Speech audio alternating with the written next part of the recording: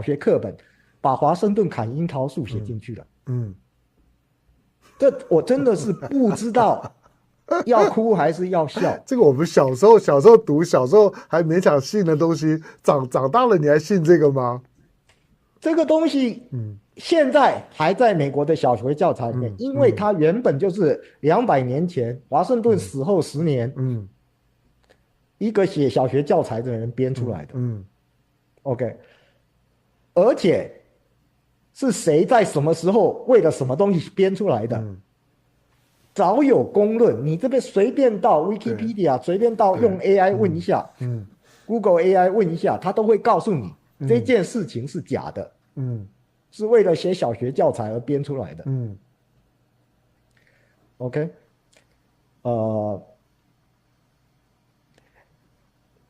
西方的這種假冒偽善，更代表我們這些他們殖民的對象，殖民帝國想要壓迫的對象，必須要有清醒的頭腦，認清事實，學習分辨是非的理性批判能力。Woodrow Wilson 所講的高等教育的任務，就是裡面的精華，西方文化的精華，是值得學習的。那些什麼白左，什麼憲法，那些是他們的糟粕，是他們用來壓迫民眾，還有整個第三世界的殖民地的，真的不應該接受。我再舉一個例子，1年多前，印巴發生武器空戰的時候，印度矢口否認。一開始的話呢，法國也是沉默是金，對，不敢評論。沒錯。後來為什麼法國人認了，你知道嗎？大概1個多禮拜之後，法國人認了，因為當時有一個退役的陣風駕駛員，叫做 Pierre-Henri Chouette。他當時呢有一個 YouTube 的頻道，他在他的 YouTube 頻道裡面，詳細的辯證了，說巴基斯坦的號稱極弱的陣風是可信的。然後他自己以陣風駕駛員的經驗說，陣風真的是打不過中國的體系。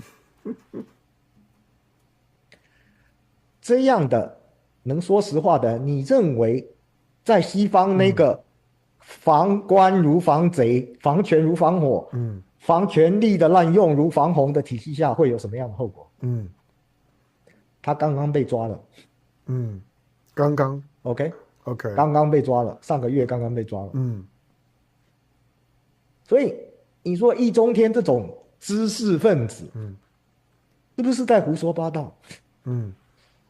他這樣子，他自己蠢還沒有關係，他要害死很多人呢。因為他還是教授啊。他算是大陸的很有名氣的公共講師吧？那之前百家講壇起家的。是。你知道他們逮捕這個網紅的借口是什麼？因為他曾經到中國去給演講。就因為這個原因。不是因為當然那只是借口，大家都知道真正的原因是他把达索飛機公司的生意搞黄了。对，把國王的新衣呢給講出來了。因為去年印度花了1整年的時間呢，想要帶風向，想要讓大家呢忽略這件事情，想要讓大家呢從印度的營學的角度去定義這件事情，所以派了許多的遊說團、宣講團，对，宣講團就我們贏了，然後之後還放了10天假。但這當然要的，其實另外一個把他戳穿的，我覺得還是要肯定他一下，是川普了。我覺得川普呢把這些事情呢講再講了之後，基本上面呢就定調了。對，其實，在川普出來講之前，達索已經出來承認了。是，沒有錯，沒錯。達索出來承認的原因，就是因為這個人，已經高調，他那個視頻好像有100多萬個點擊。OK， 所以達索沒辦法再裝啞巴。不論怎麼樣，有關知識分子跟 intellectual 的對比。OK，我們應該努力的目標是作為一個 intellectual。OK， 你從威爾遜的定義就知道，這個 intellectual 的定義呢，就是《論語》裡面的士。士不可以不弘毅，以公義為重，而且能夠明辨是非的。其實你在講這一段的時候啊，當你在突出士的時候，因為在整個的儒家的核心概念裡面，士是一個非常非常重要，他在做呢君子小人之辨，這當然是他的思想体系的核心。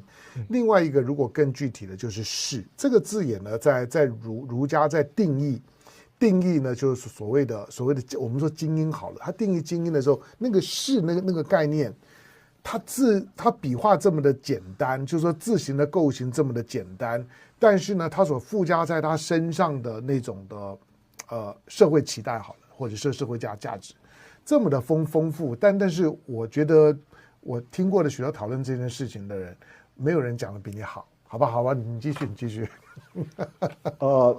我覺得是殊途同歸啊。2000多年前儒家就明白精英分子應該有的責任。然後100多年前Woodrow Wilson 又獨立的闡述了一遍。如果懂英文的讀者，我真的推薦你去看看Woodrow Wilson 的那2篇文章。不管怎麼樣啊，第三個我剛剛講過，第一個常見的誤解是民主，第二個常見的誤解是知識分子。知識分子其實應該就是一個負面名詞。intellectual 還有士才是正面的名詞。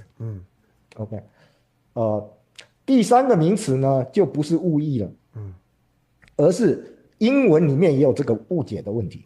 就是它的含義呢很含糊。這個字呢就是精英 ，elite， 英文叫做 elite。我必須要先把知識分子跟 intellectual 的差別講清楚以後，才能夠談精英的正確定義。為什麼？因為精英本身，你一看就知道有2種，很大的差異的類別，一個是權貴精英，也就是政商精英；另外一個是知識精英，也就是你不一定有錢，不一定有權，但是呢，你懂事的，對不对？但是因為我剛剛辯證了半個多小時，知識分子跟 intellectual 其實是不一樣的，所以即使在知識精英裡面，也有知識分子跟 intellectual 是的差別。所以我真的不知道 intellectual 應該怎麼翻。擅長這方面的趕快給他一個好的中文名字。要不然大家真的就把知識分子當正面名詞一直用下去了，這是不对的。因為中國絕大多數的知識分子都是應該打入18層地獄的。好，我不打斷你，繼續。所以我講一下，那我們講到精英的時候呢，第一個就是權貴精英，也就是他們的純粹的壞，他們在搞什麼圈子啊？現在大陸最近不是在反那個圈子文化嗎？我們上個月才剛剛講過韓紅，他們，那個就是因為他們的圈，這就是權貴精英。知識分子呢，我剛剛已經講過了，像易中天跟龍應台這種呢，就不只是壞了，他們是既蠢又壞。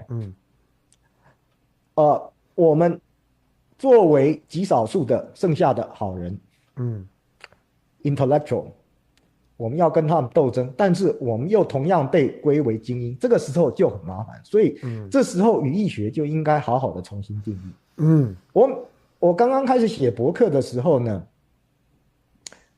就有一些大陸的網民說我鼓吹的是精英主義，我講的是士的責任，對不對？也就是說，社會追求公義的責任必須主要由士來承擔。這是什麼？這是中國不止孔子這樣講，孟子也講啊，這就是選賢與能的賢能主義，對不對？但是那個人就給我戴帽子，說我是精英主義。這不是精英主義啊！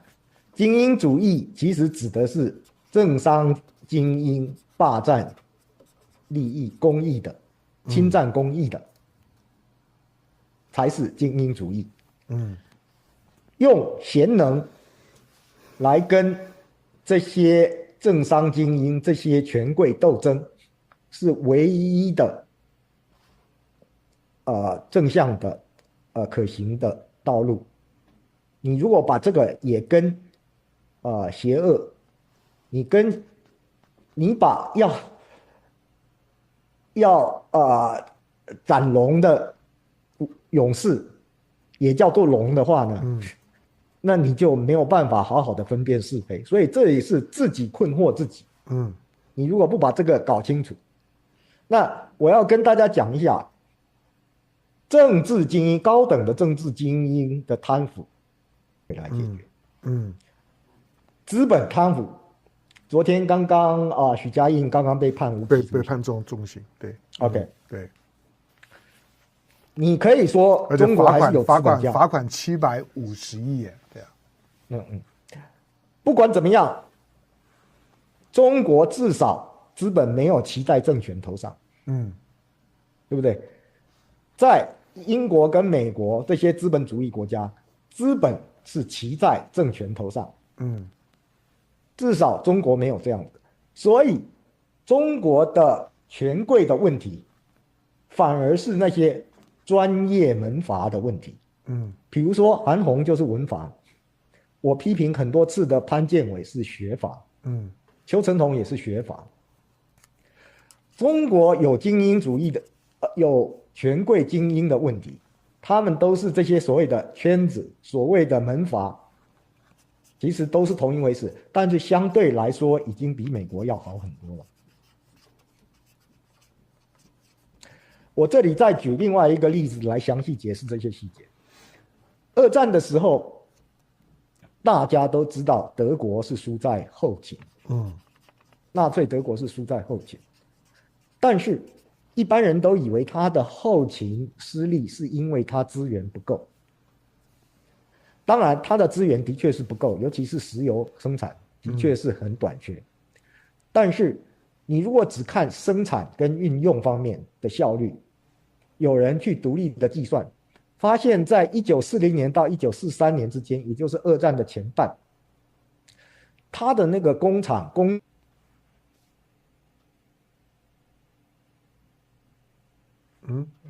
又卡住了。Hello， 工厂 OK 好，可以。同樣有這麼多個工厂，有這麼多的產能，但你實際產出的產量就是只有美國的一半。你知道是為什麼嗎？為什麼？原因就在於大家都說是極權的希特勒，才是真正的資本主義。他在開戰了以後，還是讓各個公司自己搞自己的。OK， 他還是讓財閥自己管理。美國才是一開戰馬上就全國統籌。我不管你以前是生產什麼東西的，我要你生產槍你就生產槍，我叫你生產飛機你就生產飛機。而且每個月就是要生產這麼多。也就是美國管理後勤的生產的那些人，也許在戰前是資本家，但是一旦開戰了以後，他們就變成社會主義的極權者。他们的法跟蘇聯是一模一樣的。而德國因為沒有搞這種集中管理的體制，所以它的生產效率就只有美國的一半，只有蘇聯的一半。一直到1943年換了一個管理人，他千辛萬苦的做了一些妥協，做了一些改革，才把效率提升了50%。50%提升50%之後是多少呢？不是100%啊，是75%。好，心照不宣，就不引申。1943年到45年之間，德國工業的生產效率還是只有美國的75%。但是那時候已經來不及了，因為美國已經開始對他做戰略轟炸了。OK， 好，我想講的這個，它的意義是說，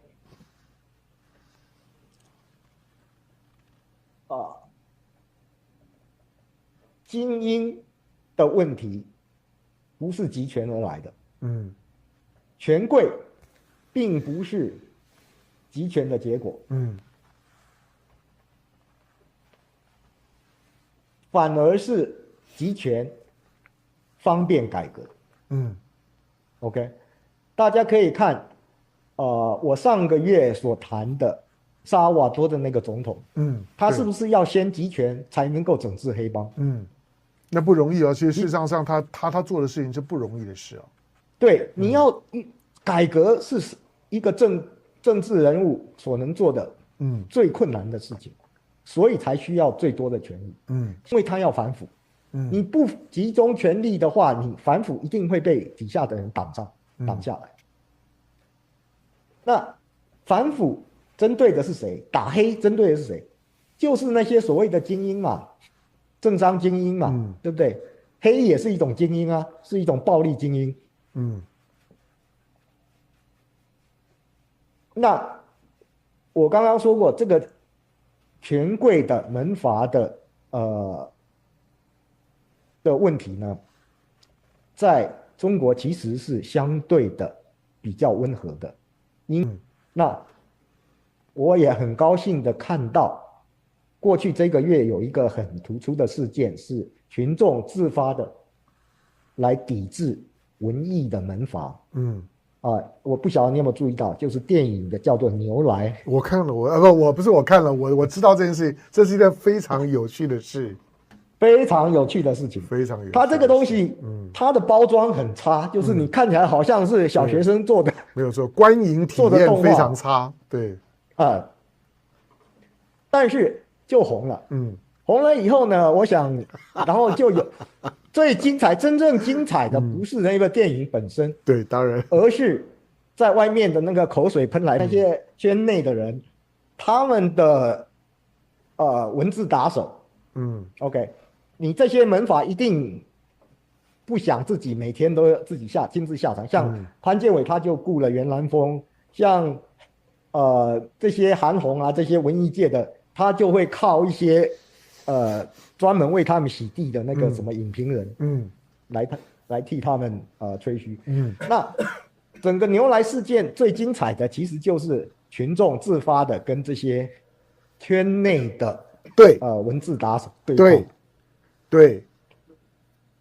那這當然是因為中國電影文藝界的那個門閥圈子霸占了資源，也就是電影投資或者是上市的執照等等，上映權之類的太久了，然後打壓那些非科班出身的，或者甚至科班出身而不是在圈內的。比如說這個月還有那個歡迎來龍餐廳，對，他的那個導演跟演員也是科班出身的，沈騰是科班出身的，但是他就不是圈內人，他沒有权貴，他不屬於权貴精英。那像這樣的，你就不會得到那些媒體上的各種吹捧啊，那些文字打手的各種各種吹噓啊。那但是那些圈內的權貴所做出來的電影實在是爛的臭不可聞啊。那這當然我在我的博客上有論證過啊，這其實是中國特有的現象。因為中國的教育是一個分流制。你在高中的中學的时候呢，智商140以上的先進了理工科。然後呢，到大學的時候呢，沒有進理工科的人呢，智商100以上的又被社科挑過去了。那剩下進文藝的本身就不是什麼特別有才華的人。那裡面呢就只有靠結黨營私，或者是用家庭的父母的